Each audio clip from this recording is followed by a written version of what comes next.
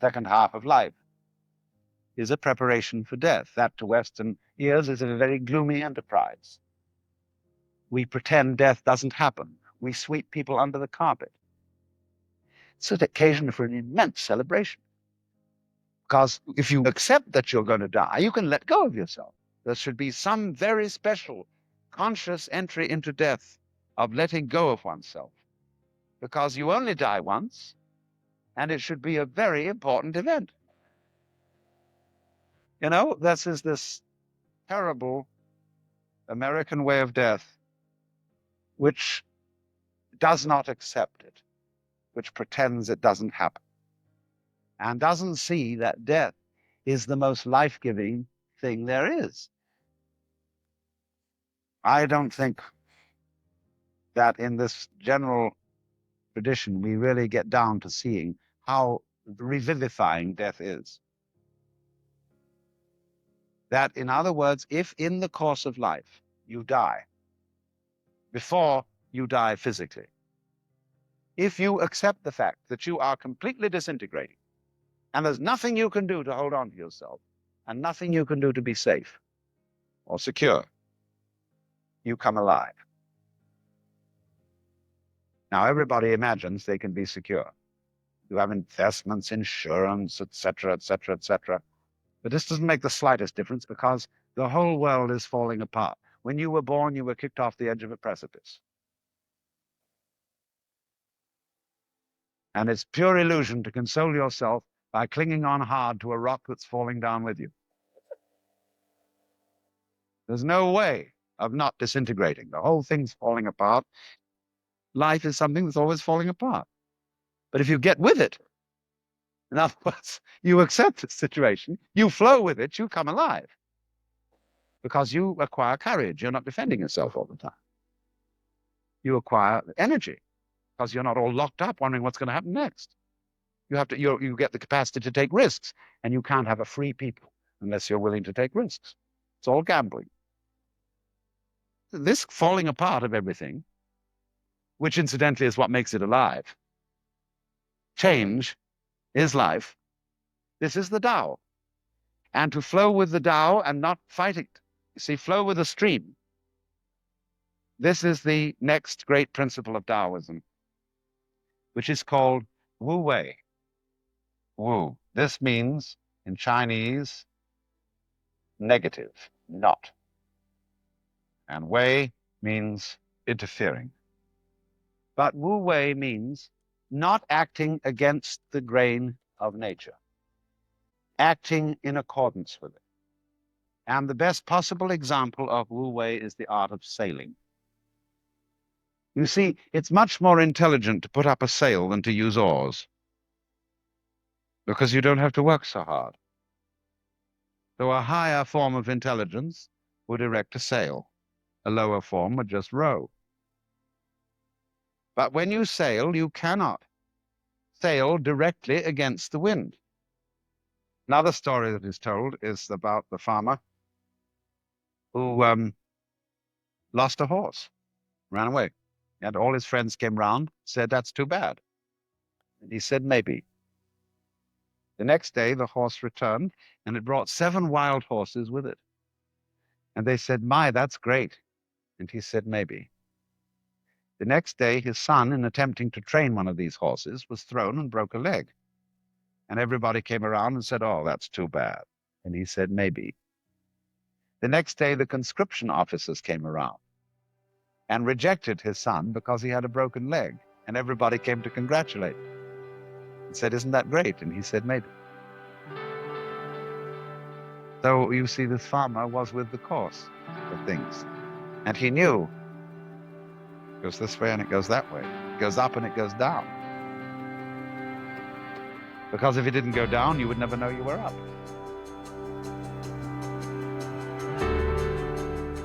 Welcome to Running Free. I'm Jesse Karajat. On March 12th, 2004, I was 19 years old, living in Brick, New Jersey, my hometown, and delivering pizzas. I had pulled out of my freshman year of college. I was going to a junior college, working part-time, delivering pizzas, and my brother called me while I was working, And I'll never forget what he said. He said, "Jess, you got to come see Dad." And of course, I asked him why, what's going on. And I think he said, "I don't know, but they're telling me you need to come now." And I thought I knew what he meant. My dad had been in the hospital. He had an aggressive form of brain cancer. He had some other health complications going on. And he was discharged to a nursing home for hospice care. 19-year-old Jesse knew what that was, also didn't know what that was, but I knew that I had never gotten a phone call like that from my brother, my older brother. He was a year older than me. So I told my boss, who just looked at my face, and I think he knew. He knew something was wrong. So I jumped in the car and made the 25-minute ride to go see my dad. And to this day, I wrestle with whether or not I regret going. On one side, out of principle, something was happening with my father, and I knew that it was near the end for him. And as his one of two sons, I should be there. And on the other hand, based on what I experienced that day, I don't know that it's been good for me. So I walk in, and when I get to his room, I can remember feeling anxiety, fear, while still moving in the direction of his room. My brother greeted me at the door, and I don't remember if he put his hands on my shoulders or if he hugged me, or I could just be honestly projecting that because maybe that's what I needed. But he met me in the door, and I remember he was saying something, and I was already looking over his shoulder.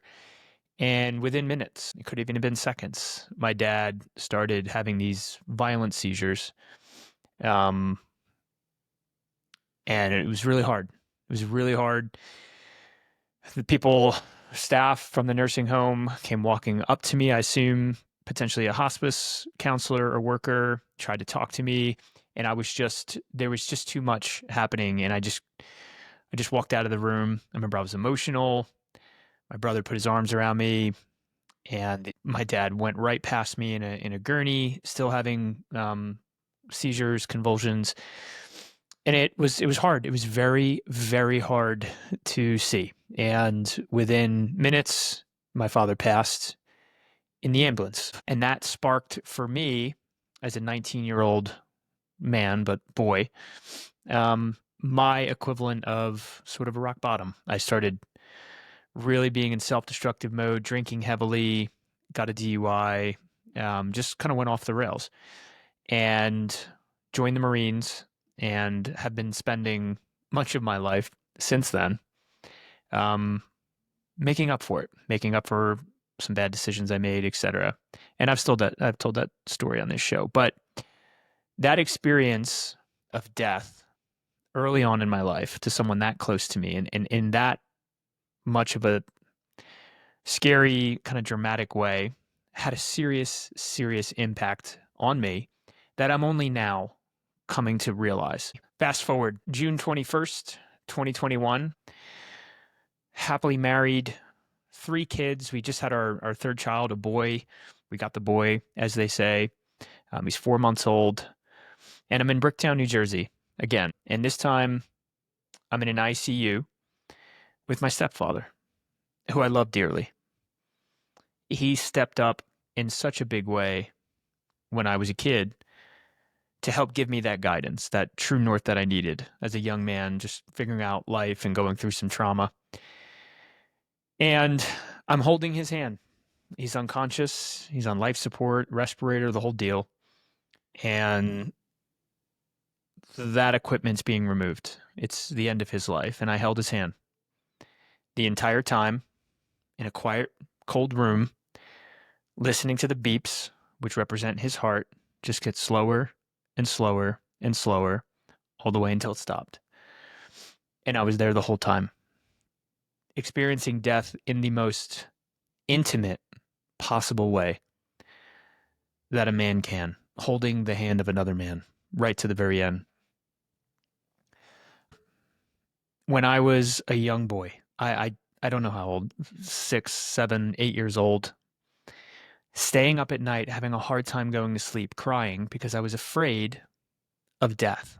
And why would it be that a young boy would be focused or fixated on that age? I don't know. I have young kids now, and I've never experienced that with them. But for some reason, it was always something that I was afraid of. It was the inevitability of it and the mystery of it. What is it like? Nothingness. What is nothingness like? And I think it was the combination of that it's inevitable, no one can escape it, and it's coming for all of us, and there's nothing that I can do in my life to prevent the fact that I will die, and I will experience that nothingness. Those two combined terrified me because it's inescapable. And it's only now, just picturing that boy fixated and fearful of death, experiencing the death of my best friend as a freshman in high school, my father as a freshman in college, and then my stepfather, as a grown man, and all the other people I've lost along the way. It's only now that I'm connecting these dots that death has played a very, very insidious but impactful role in my life. I can point to mental health issues as a middle schooler, high schooler, things like OCD that came and went, but panic disorder, anxiety disorder, alcohol use disorder, later on in life, workaholism, just distraction, dissociative behavior. It's now that I can connect the dots that death and the fear of it drives so much of how I seek to control my life because it feels uncontrollable.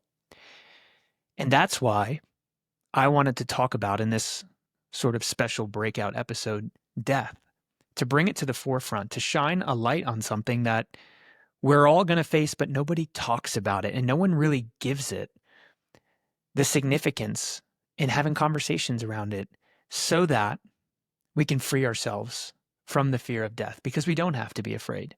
Look, 1 in 10 Americans today struggle with alcohol use disorder, and I was one of them.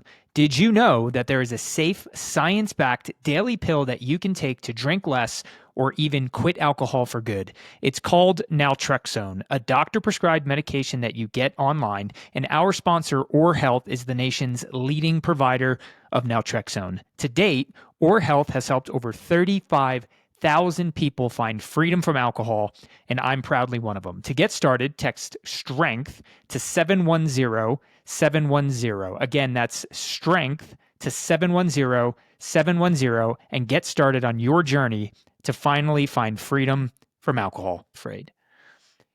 So in the West and in America, our beliefs and our posture toward death are largely centered around Christianity. I think we all know that. Personally, growing up, teens, 20s, I did not have faith. I was not an atheist, which is a specific thing that believes a specific thing. I was more of an agnostic, but I didn't have faith, which is why death was so scary, because there was no definition for me in terms of what comes after it. It was an end point followed by nothingness, right? So in the West, the majority of people, historically anyway, it's focused around Christianity. It's the cultural lens through which most of us, even secular people, absorb ideas about dying, heaven, hell, what comes next. And in many American families, death is something tragic. It's managed through the lens of medicine and this sort of sanitized grief. But it's not how the whole world sees death. The whole world and pockets of the world views death differently. They treat death, the process of it, the aftermath of it, completely different. And I think it's healthy to understand that and to start to question our own views of death so that we can understand how much it may be driving our behavior and our feelings and how we experience the world. So again, starting with Christianity, predominantly Western America, parts of Europe, the belief is that Christianity, or in Christianity, should I say, teaches that death is not the end, but it's a transition into eternal life, heaven. And based on faith in Christ's resurrection, believers anticipate either heaven or hell. And there's different conversations around purgatory in different circles, but essentially it's heaven or hell, black or white. From the Bible, John 11:25, I am the resurrection and the life. He who believes in me, though he may not die, he shall live. And one of my favorites, 1 Corinthians 15:55, O death, where is thy sting? O grave, where is thy victory? I grew up in, say, a Catholic family, like a non-practicing Catholic family, and I absorbed that image of death as this gateway to judgment, right? There's death, there's judgment, and then there's something that comes after it. And while there's some reverence to that, it also, for me, planted anxiety and a little bit of fear. And there's good, there's morality, which really should inspire you to do good and to be good and to love thyself and love thy neighbor. But it is sort of a baseline that is created that you're being judged, right? And I think on the Western side, Christianity, I think most people are familiar with heaven and hell and what that means. But also in the West, around death, there's this medicinal reality to it. You picture your death because most of us don't know how and when we're going to die. And because of that mystery, we just go to what's normal and what's familiar. And what's normal and familiar to us is this sterile hospital room. It's the nursing home room on hospice that I experienced with my biological father, and then the ICU with my stepfather. And damn, that's a scary, sad place. That is not a place of comfort and love. It's scary, which is why my view of death and therefore life has been altered by these experiences. And I think so many of us can relate with that, but it doesn't have to be that way.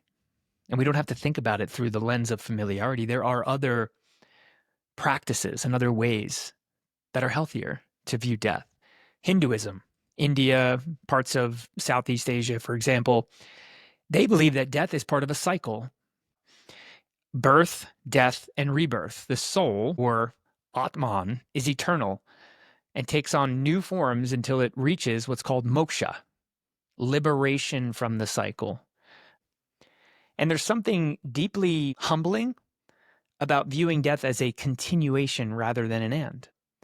That reframing might actually reduce anxiety and increase compassion for all living things. Moving on to Buddhism, Southeast Asia, Tibet, parts of the West, that belief is that death is a necessary transition. Attachment to yourself is the root of suffering. So mindfulness and non-attachment prepare you or your soul for this next stage. And rebirth continues until one reaches a nirvana, which is a blissfulness. So for myself, while a Christian, this teaching is reassuring for me. And I found that thinking about death as a transition as opposed to an end and saying it and meditating on that slowly starts to release myself from that fear of it. So let's talk about Judaism. And with Judaism, beliefs do vary widely, but Judaism emphasizes life over speculation about death, meaning more emphasis on life and how we live it than death and what happens afterwards itself. From the Bible, Ecclesiastes 12:7, the dust returns to the earth as it was, and the spirit returns to God who gave it, which I think really, I thought, summarizes Judaism or just some of the beliefs in the afterlife. But what strikes me most is the emphasis on honoring the dead through how we live. Grief isn't hidden, it's ritualized, it's given space, it's focused on, it's not pushed kind of in the back burner after someone dies. And I think, frankly, that's something we're missing in America. And then I think another one to bring up is Taoism, primarily in China. And the belief there is that life and death are part of the Tao, which is the natural flow of the universe, right? And to resist death itself is to resist nature, or the order of all things. Harmony is found in surrendering to life itself, not trying to control. I heard this beautiful metaphor from Alan Watts, where he talks about life being an ocean. And ocean currents and waters are tumultuous and unpredictable. And our life is the boat. And we fight so hard and we are so desperate for those waters to just stay calm, but life will life and they will get turbulent. And it all comes down to, what do we do in the boat when that happens? Some of us will just use all of our might and strength and anxiety and everything to just row, right? Because we want to get to where we're going in life. Instead of surrendering to its natural flow, our goals, our aspirations, whether that's finances, career, family, status, we want to row towards that goal. And what he says, and what Taoism's all about is, why not just put up a sail? Why not just let the wind take you where it goes? Not being full of fear of that ending, but just go with the flow. And again, that's Taoism. And I think that's a beautiful, beautiful concept. And I think we can all take something from that lesson, right? Why row? Think about how much harder it is to row when we can just put up a sail and just let life.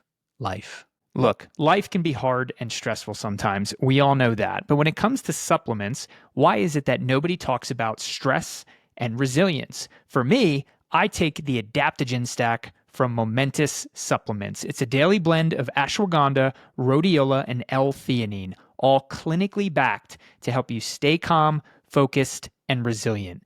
I'm proudly partnered with Momentous Supplements because they are the industry's best. They don't cut corners. Everything's third-party tested, used by pro athletes, and high quality. Head to livemomentous.com and use code STRENGTH for 35% off your first order. Again, that's livemomentous.com, code word STRENGTH for 35% off your first order, and get started today, right?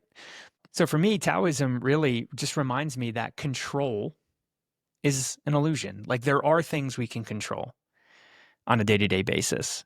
But in the grand scheme of things, accidents, chronic illness, crime, bankruptcy, disease, natural disasters, the big things, completely out of our control. And we try so hard in our silly little bubbles to just desperately control everything in the world around us. And sometimes that just takes up all of your headspace and heart space. And that's how days stack into months, into years, and years fly by. Next thing you know, you look back and you're like, wow, I've acquired and accumulated quite a bit. And you can even be proud of what you can accomplish. But did you enjoy it? Did you go with the flow? Were you rowing, or did you put up a sail? And then the last piece, I'll call it the secular, the humanist view, if you will, modern Western global society, atheism, all those things. That camp believes that death is it. Death is, there's consciousness and you die and you're done. And that's it. The universe, the world, your life, all of that has no deeper why. There's no meaning connected to it. It's random and happenstance. And when you're here, you're here. When you're done, you're done. I can't, based on my life experiences and my faith, I can't wrap my head around that. I know that, atheism isn't necessarily a choice people are making. Sometimes they just don't have faith, and logic and rationale will push them away from being open to the idea of believing in something that you can't prove in the tangible most times. But, in that view, there's no afterlife. I think there's some sadness in that perspective, honestly. If this is all there is, and your love, your work, your time, your family, those precious moments, it's the only version of this world you'll ever get, and that could be terrifying. And that's exactly why, as a young boy, I struggled so much, because I didn't have a deep-rooted faith in anything, let alone Christianity. So here's the invitation. Think about what you believe in death. Think about it now. Like, what do you truly believe? Because whether you realize it or not, that answer is shaping your life and how you live it every day. In The Untethered Soul, which if you haven't read it, I could not recommend that book more. It's by Michael Singer. He talks a lot about that book. If you knew that you were going to die in a week, what would you stop doing? Importantly, what would you start doing? But what would you stop doing? I'll tell you what you'd stop doing. You'd stop worrying. You'd stop spending time with people who don't make you better and who you don't love and don't love you. You'd stop abusing your mind and your body with things like social media, alcohol, drugs. You'd stop wasting your time with things like doom scrolling, pointless entertainment and YouTube, pointless shows, and you'd start spending real time with real people and start spending real time with yourself. But we don't live like that. We live like we have 5 years, 10 years, 20 years, 30 years. But the reality is we don't have a lot of time. And if you're living life backward, like Gibson writes, keeping the end in mind, how would you do life differently? I think that's important to consider every day. Take some time and put some clear thought to this, because death itself in its inevitability, because that one thing is true, may be driving your life more than you think. And once you face it, if you can liberate yourself from that fear, you can finally start living. You can stop chasing and start running free. Thanks for joining the podcast. All right, everybody, that's the show, folks. Thank you so much for tuning in to this podcast and spending some time with us today. We've got a favor to ask. If you enjoyed the show, would you please consider subscribing to the show and even leaving a rating and review? That simple act drastically helps us reach more people in our mission to help them live better, longer, healthier lives. You can also follow us if you'd like on Instagram and YouTube for regular tips and motivation around mental health, addiction, and so much more. Know that your support fuels our brand and is greatly appreciated. So until next time, stay strong and live deep.